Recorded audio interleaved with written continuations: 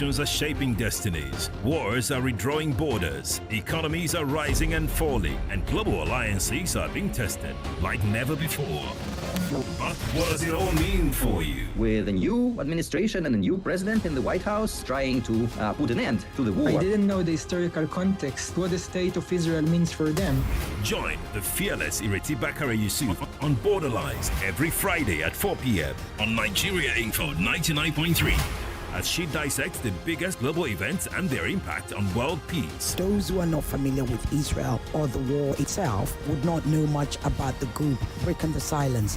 No spin, no propaganda, just deep insights and fearless conversations on the geopolitics shaping our world. People who will call and start telling you about the Bible prophecy about America and everything. See, America is not in the Bible. There's some people who, yes, they share the ideology of, yes, we and these people, we are equal, but they can't speak up. Borderlines on Nigeria Info every Friday at 4 p.m. The world is changing. Don't just watch, understand it. Nigeria Info. Let's talk.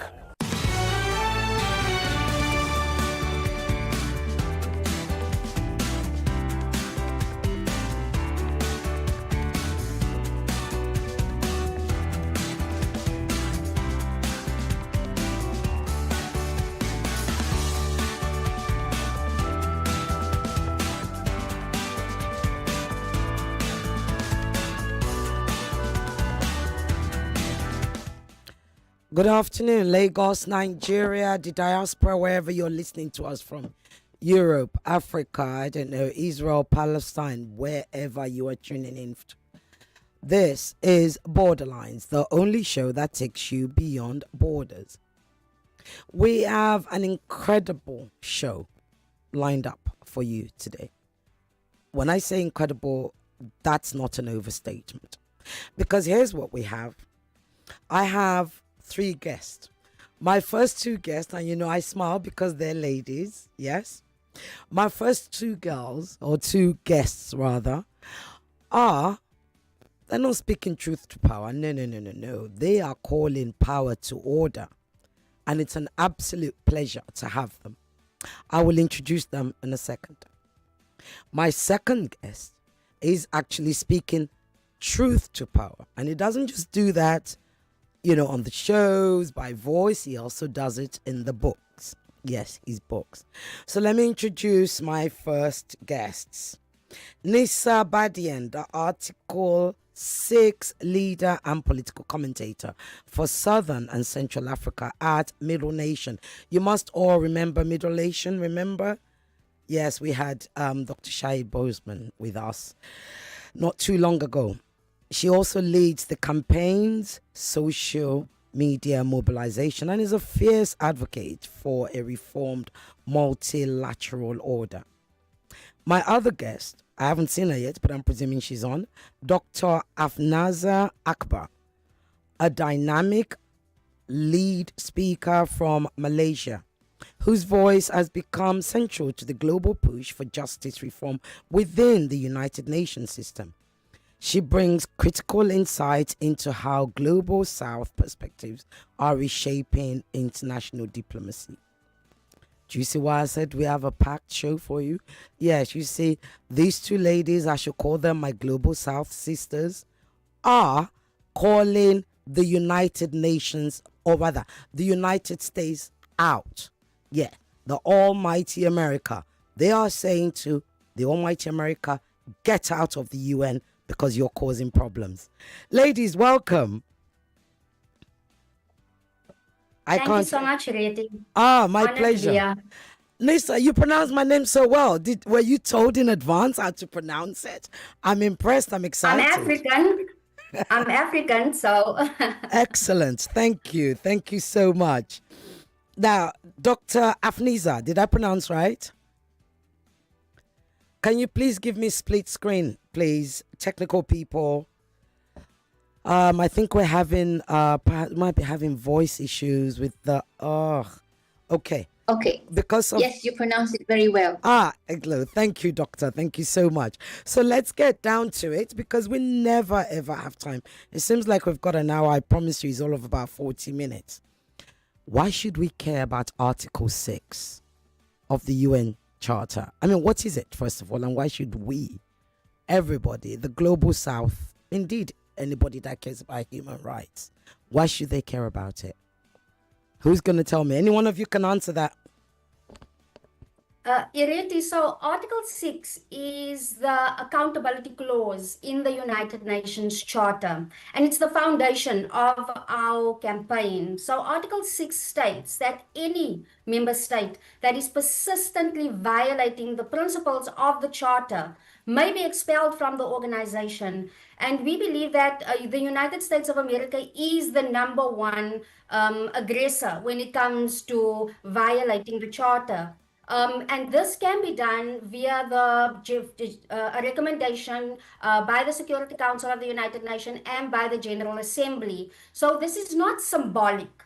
It is a legal mechanism that is built into the Charter that itself, so that no country and no member state is above the law or above the rules, and especially when it comes to international law. So our campaign is focused on the United States because it has repeatedly and openly violated the core principles, and especially when it comes to its commitment, like any other member state, the commitment has been made to uphold peace, to respect country sovereignty, as well as to respect human rights. And the United States of America is guilty of violating those principles of the Charter. And that is why we believe that the United States does not belong in the organization, which is the United Nations, that is the overseer of international law, of human rights, and sovereignty. So that is why we believe they need to be removed from the organization.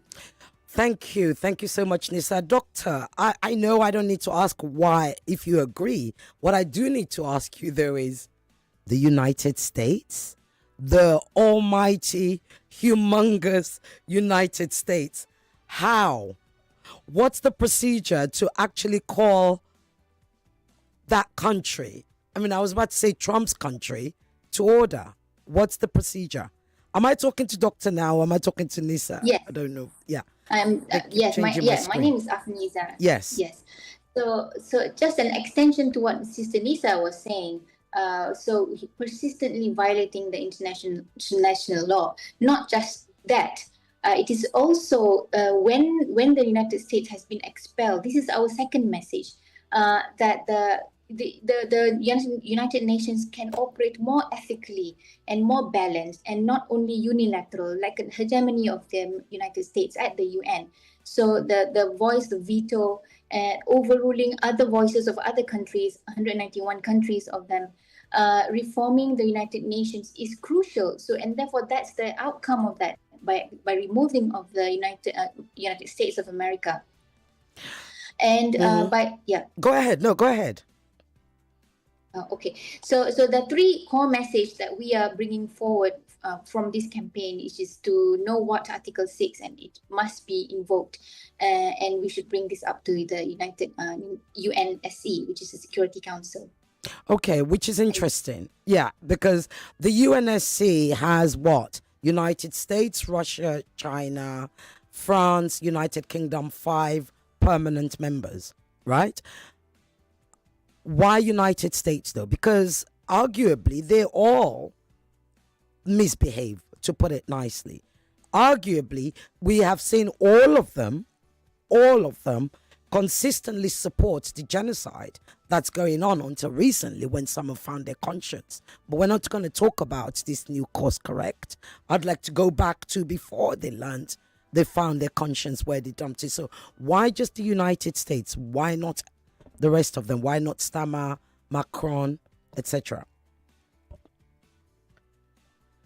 Because the United States is the primary enabler of global injustice. It's not just in terms of Palestine. It's not just in terms of it's not even just Trump's administration. It is the entire history since the inception of the United Nations that America is guilty of persistently violating. And that is what the article mentions, is that we have to prove that it has been persistently violating the Charter in terms of causing, in terms of instigating coups in different countries. We're talking about even countries like Libya, even in Haiti, in Philippines, even those that happened in 1945, 1946. They are guilty of those up until to date. In our time that we are living right now, where we see, the way that they are enabling or they are funding the genocide in Palestine.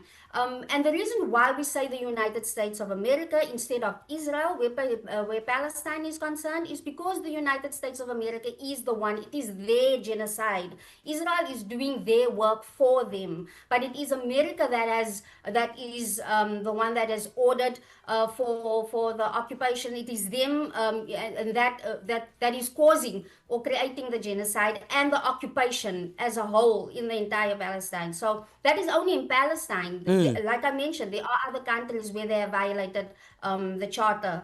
So, and that is America's foreign policy as a whole. It is the way that they operate with the rest of the world. And that is why they don't belong in the United Nations, because the United Nations, I mean, the name says United Nations. It is meant to be where everybody operates equally. And the United States is dominating it in a sense where it's corrupting it and causing chaos, using it and green lighting its crimes.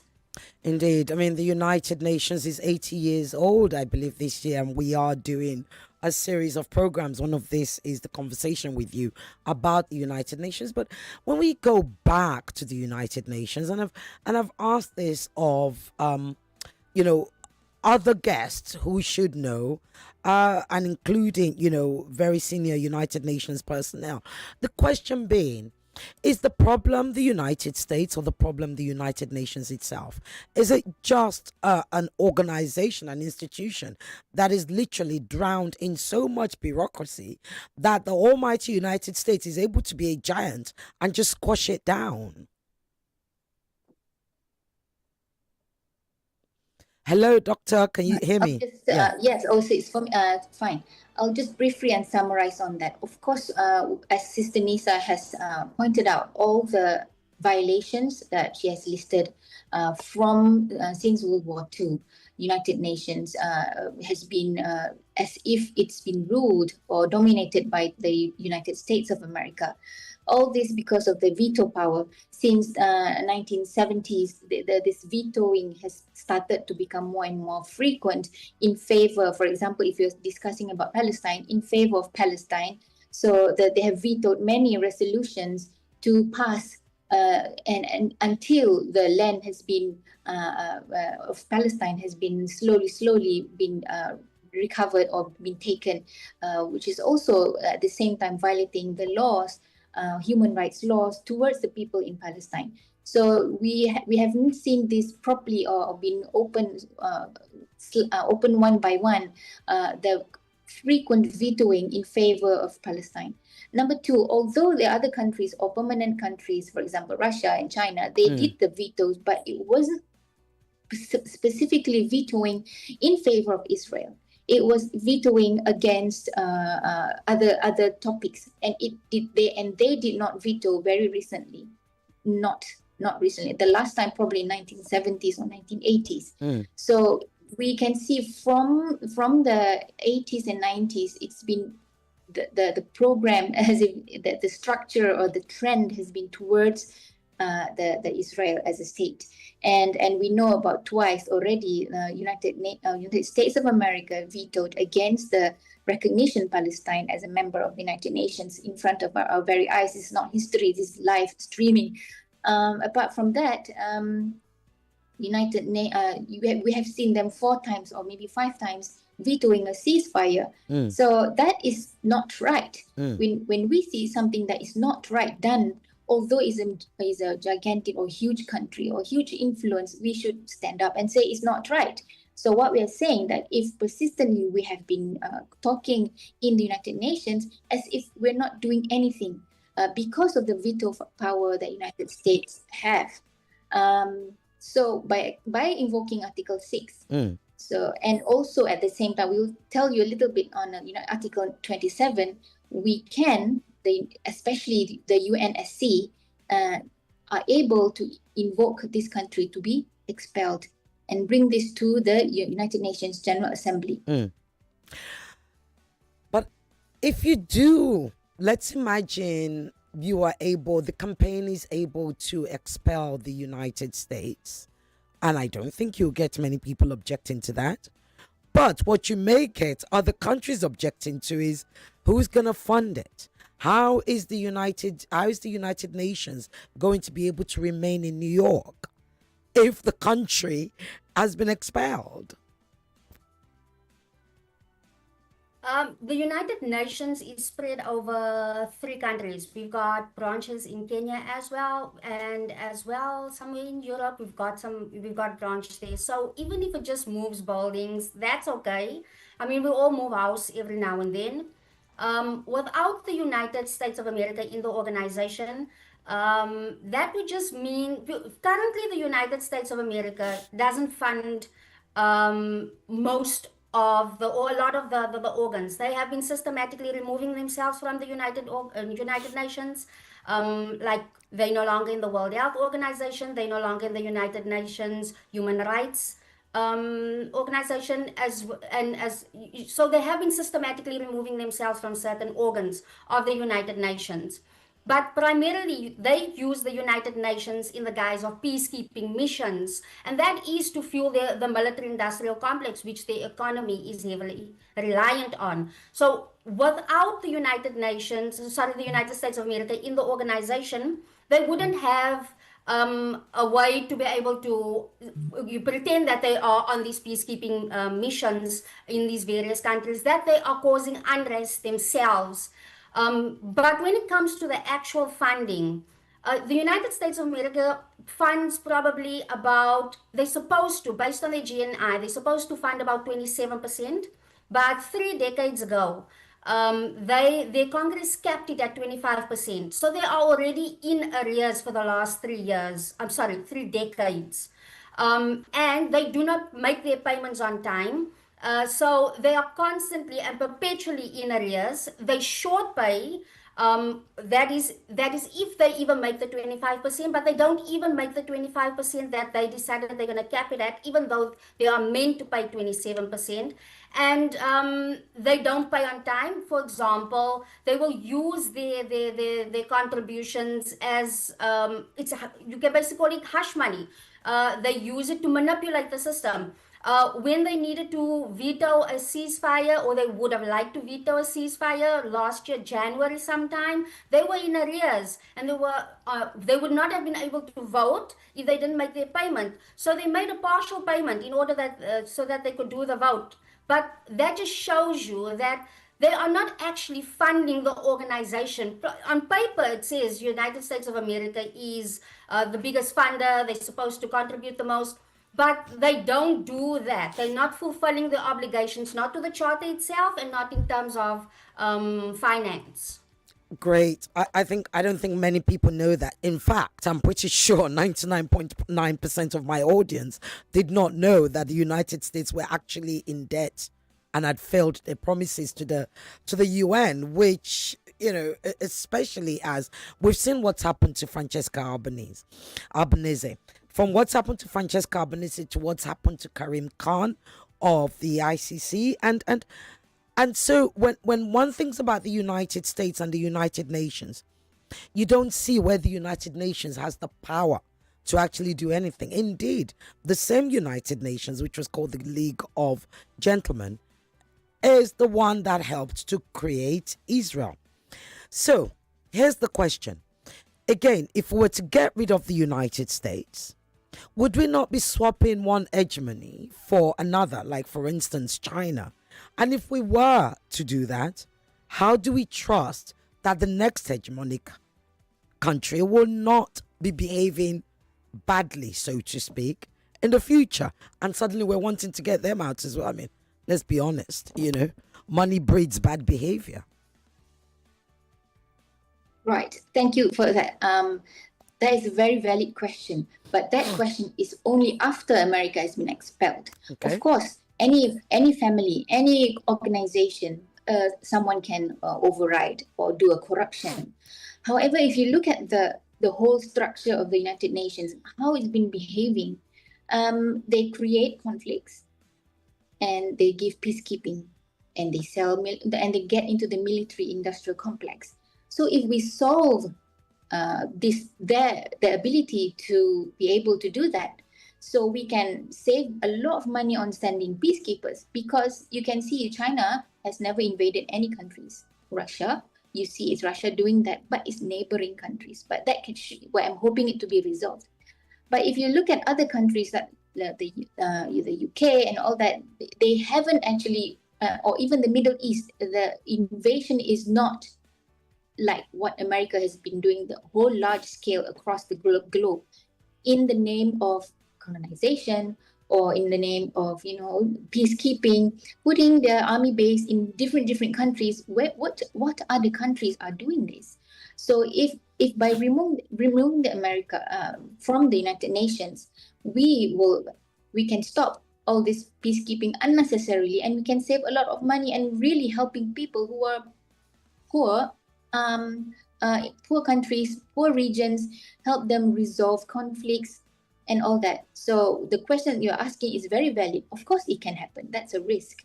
But we solve the major big obstacles now, which is the United States, which is a stumbling block towards peace and security.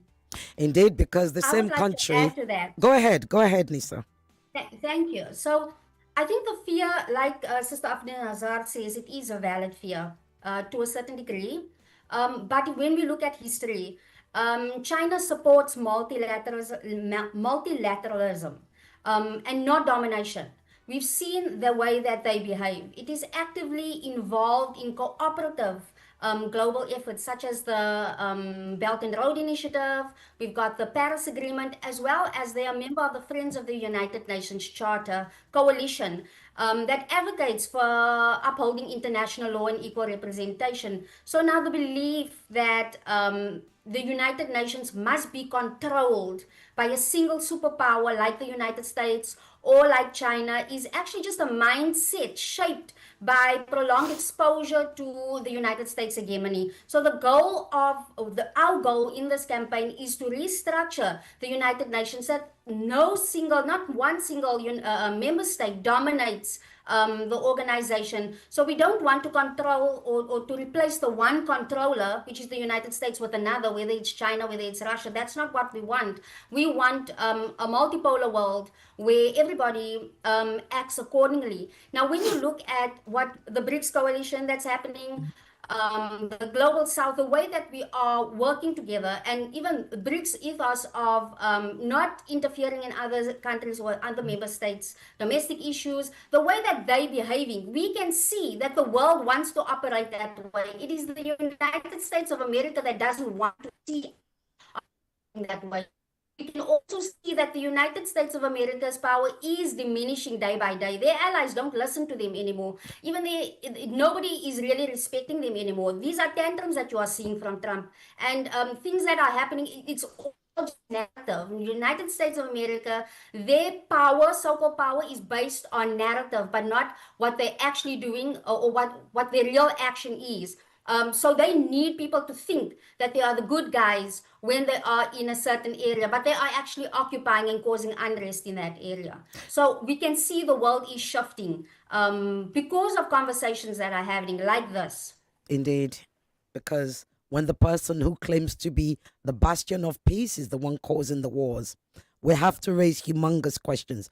Here's the thing. So talk to me about the support before I said, time goes so fast. Grassroots support, how is that going?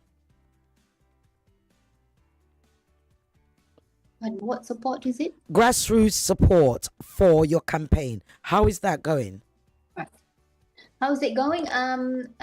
By early this year, alhamdulillah, we have gained we have done a petition, and it is part of when we first started, we want to make people be aware of Article 6 first. Because I myself only learned about Article 6 after we have listened about this this campaign. And this campaign really clicked me, and it's really obvious and clear-cut. The hegemony of the United Nations is the one power, which is America.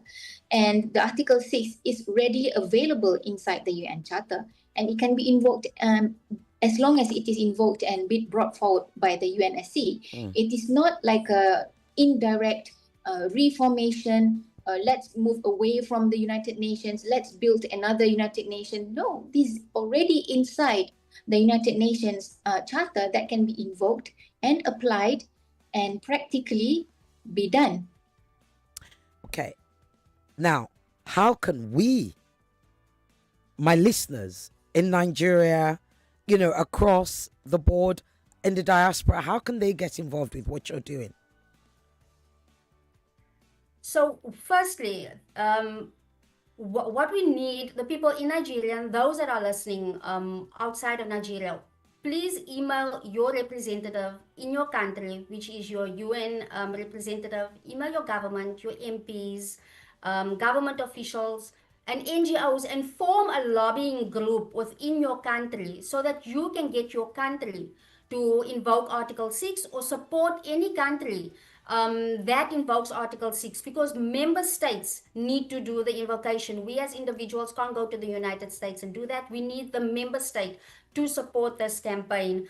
And then there is a petition that needs to be signed, which is at change.org. You need to just search for the term Expel USA from UN. Please sign that petition, share the petition, speak to your family, friends, whoever it is, to support the petition. Speak to people to beyond just signing the petition, create content.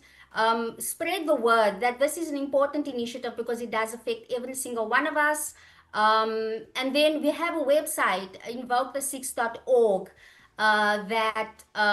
where you can get more information. There's artwork that is uploaded there that you can download when you go to protests. Print those banners out, create those, create them, and or even your own. Just, you can do whatever you need to, and just please support the campaign and raise awareness with with what we need to achieve. And then we've got a Telegram group. If you want to actively get involved, you want to be one of the people that come and go and speak to people like Ireti, go spread the word, please contact us in Telegram. Search for Invoke the Six. There's a group there, as well as Middle Nation discussion group. That's where you can find us. Or you can email invokethe6 at proton.me.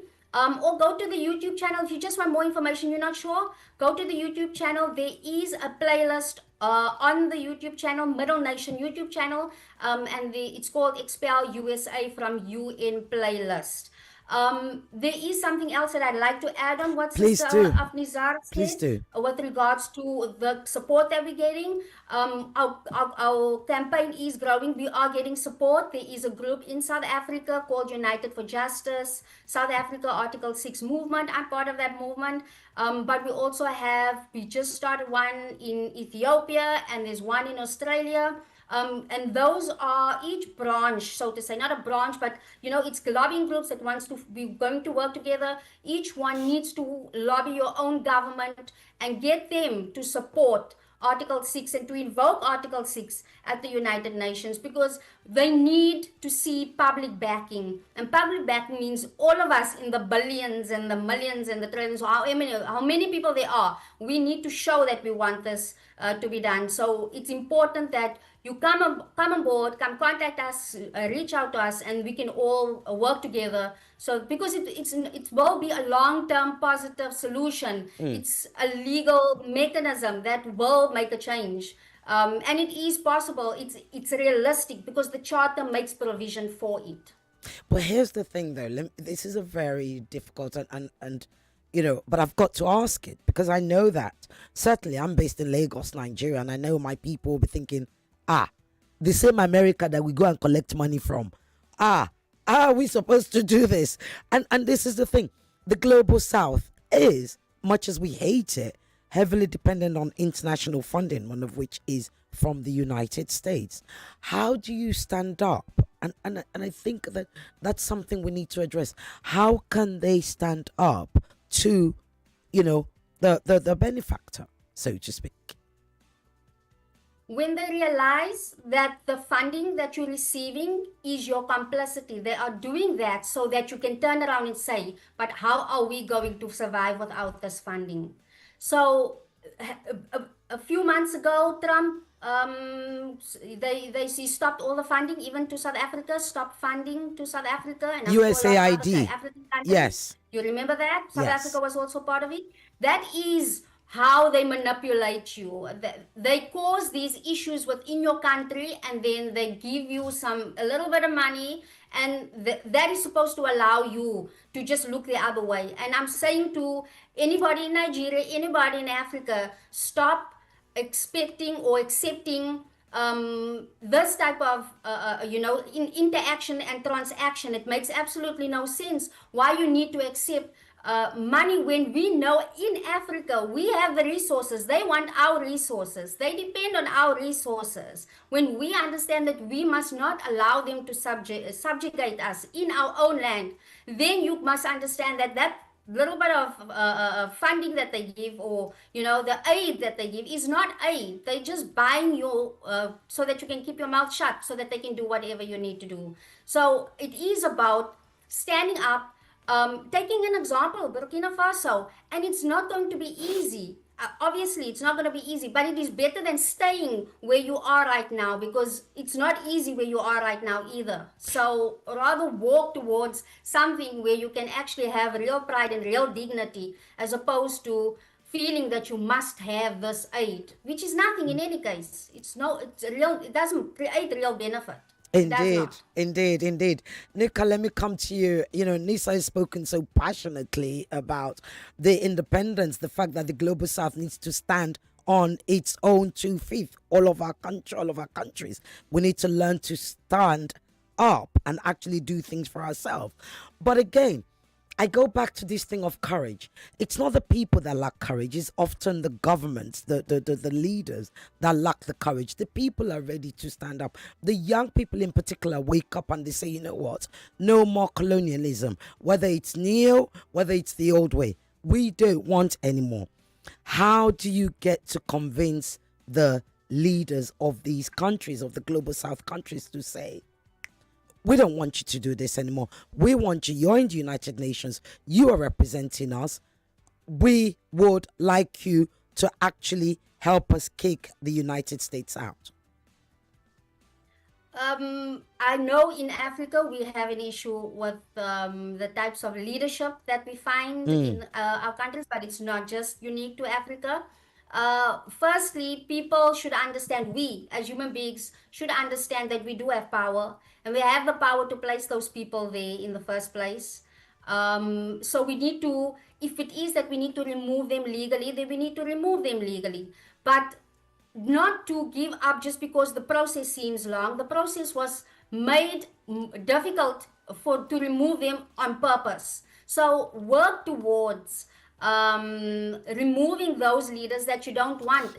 At the same time, you need to train yourself to be the actual leader that's going to be there, not expect that the leader up there, put yourself and say, I'm going to be the leader of change up ahead, and make sure that you are the one that is acting with ethics and morals and that type of thing, and not always expecting there's a politician up front that's going to speak for you, because they're not going to speak for you. They are speaking for the United States of America, because they are speaking for the person that has paid for their campaign for them to be there. So you make sure, as normal people that want change, and encourage your children to become politicians, but ethical politicians.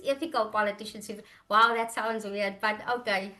But you get where I'm going with this. Oh, absolutely. No, your passion is infectious. I love it. And that's what Borderlines is about. I know my listeners are going to want to call in.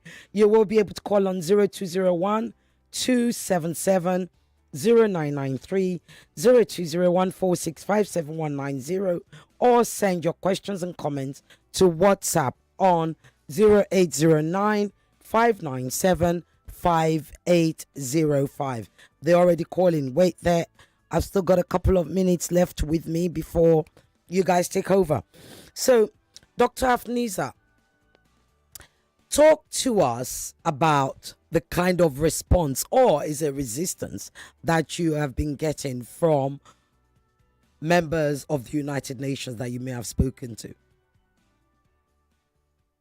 Personally, members of the United Nations, we haven't spoken to directly to them.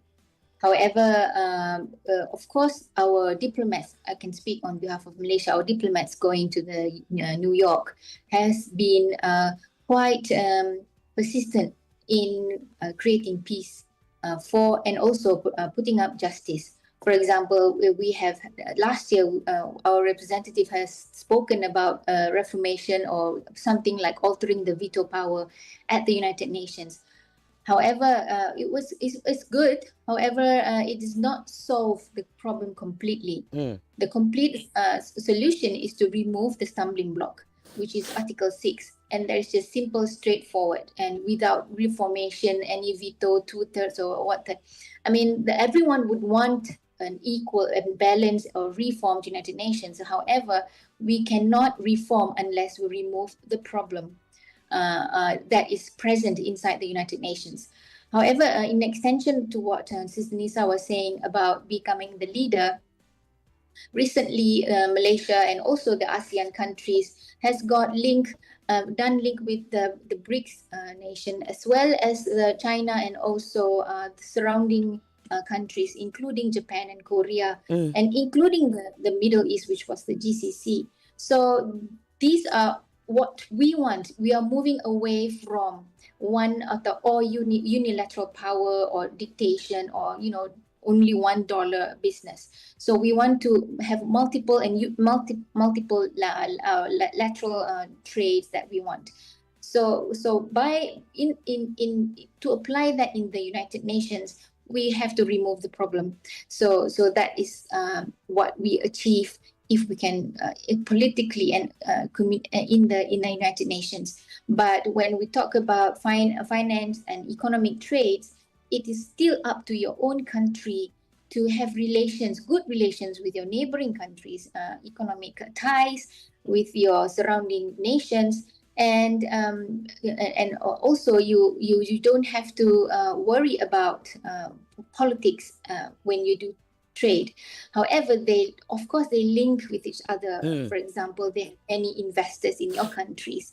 That's when we had a big wave of boycotting and divesting, and you can do that. You buy your own products. You become sovereign of waiting for their products, because you can make your own, for example, smartphones or what Burkina Faso has done. They create their lands by people chip in their efforts and manpower.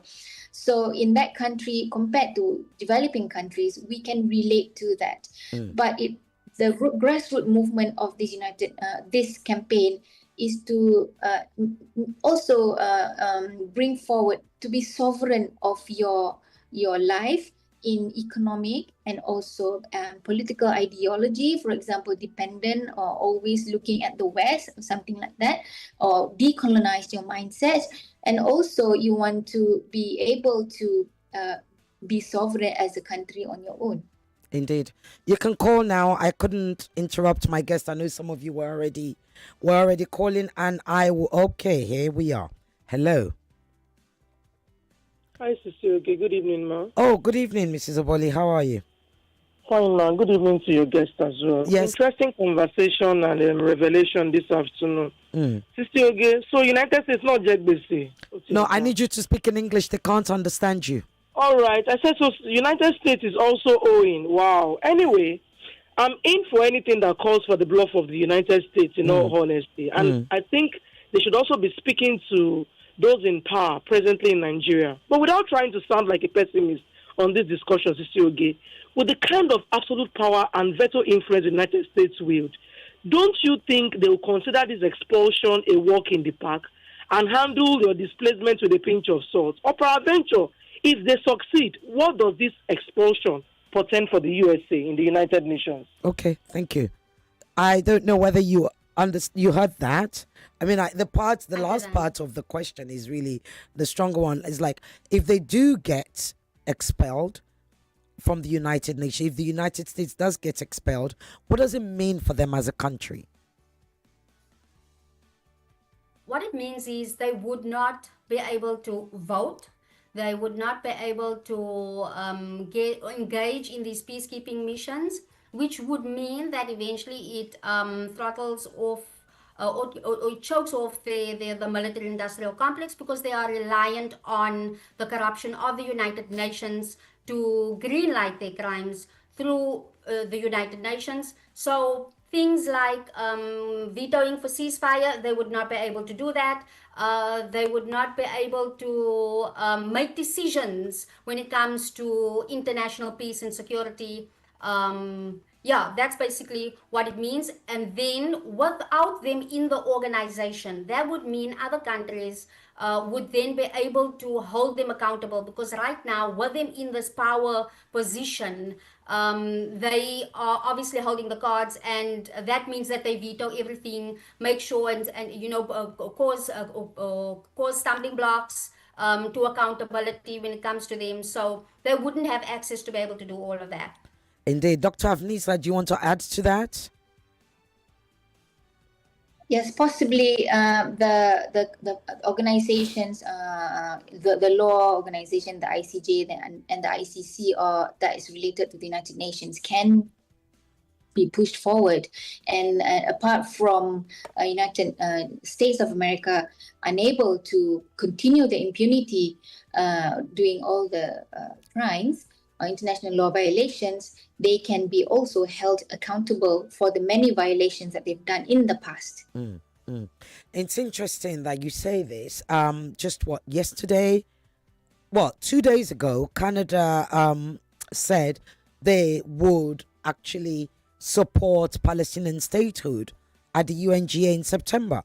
The very next day, Donald Trump, United States, says, okay, you know what? If you're going to do that, I'm going to increase your tariffs. I mean, you're right. When one looks at what you ladies are trying to do, and indeed what the campaign is about, I'm not quite sure why there isn't more noise about this.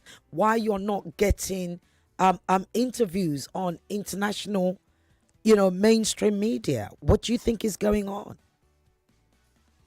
Because it's still, a lot of people still have the mindset that the United States of America is the world's superpower, and they will only really believe that their power is diminishing once it has diminished. They will only really believe that this will happen. A lot of them will only really believe that this will happen once it has happened. And that is unfortunately how a lot of people, operate in the world. So some people will only really believe when they see, when the goalposts are there and we're almost there, then they're going to be, okay, it is possible. So when we took on this campaign just over a year ago, we understood that that is what is going to happen, because this has never been done before. Nobody has been expelled from the United Nations before. No, Article 6 has never been invoked before. So by removing the United States of America, because it is possible that it can be done, it is realistic, we are setting a precedent. And once we set that precedent, where we show that accountability is possible in the organization, that would also mean that other countries would also understand that they will also lose power, because every nation, every member state of the United Nations needs to be part of the United Nations, because that is part of being able to, so that your country can survive on the rest of the world. You need to be able to work with other countries as well, and that is where it starts, with the diplomacy and the cooperation amongst nations. So it is important for each country. We all understand the value of being a member state, and so does the United States of America, even though they pretend. If they didn't think it wasn't important to be a member state of the United Nations, they would have left completely, and not just some of the organs here and there to throw a tantrum, to make it seem, just to show us they're busy doing something. It's all just tantrums, but they understand that it's important for them to be in the United Nations. There is something else that I would like to say, just to rewind a little bit with regards to the United Nations. You asked us about, if anybody at the United Nations maybe had anything to say. Yeah, if they've been supportive or resistance, yes. Yes, they've been in touch with Shahid Balsan, and they are actually in favor of it. They can't invoke it, obviously. The member state needs to do it, but they do believe that we are doing the right thing. They also believe that the United States is a malignant force within the United Nations. So they do, in the background, they are actually very happy that we are doing this. They have reached out to him. Excellent. I have a comment here from YouTube from Hussein Banod, who said expelling the United States from the UN is the condition for the international order to ever make sense.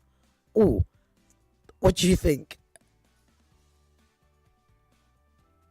Hello? I'm not exactly sure what he means, what he means by that, or what he's trying to say. Is he trying? Can you He's read saying that that again, please? to expel the United States from the UN is when international order will begin to make sense. I agree. I agree with him that in that aspect, in terms of where the United Nations, in terms of abusing the United Nations, the United States of America, once that is they removed, I do agree with that statement. But I also think that BRICS is taking the world in a different direction, and that we are moving away from the West, and we're moving away from the United States of America, and we are forming coalitions amongst each other. So that is an aspect of it in terms of respect for international law. Yes. Excellent. We're about to go to close, but Dr. Afnizar, I've got to say something. Without international law, United Nations is pretty much skeletal. Without international law, the ICC, the ICJ is skeletal.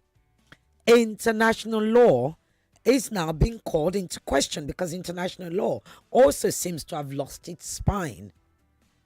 Where are we going next?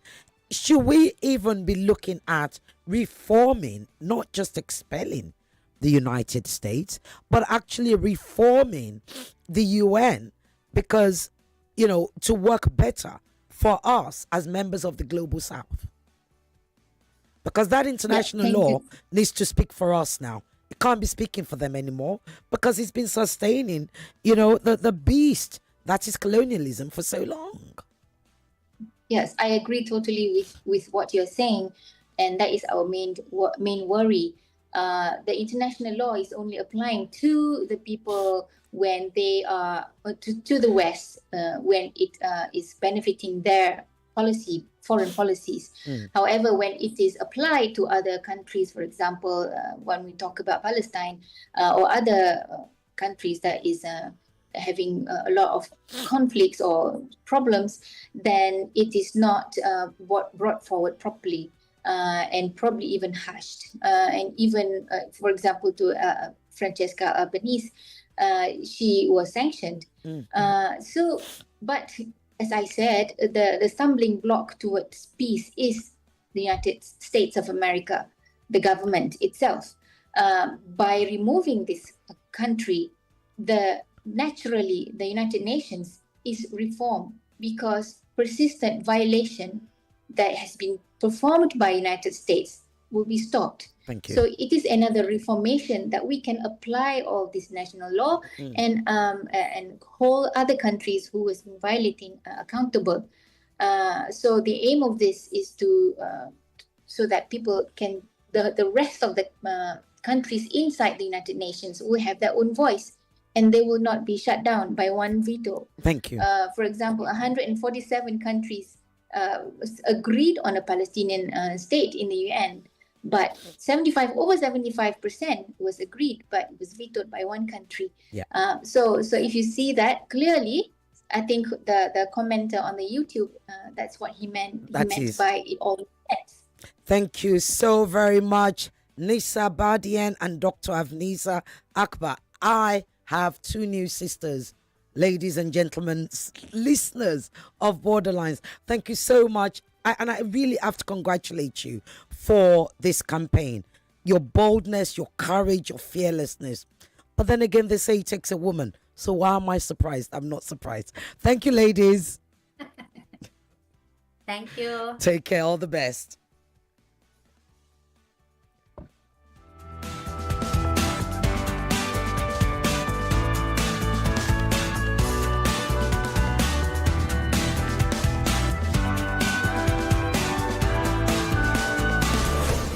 99.3 Nigeria Info. We'll be right back.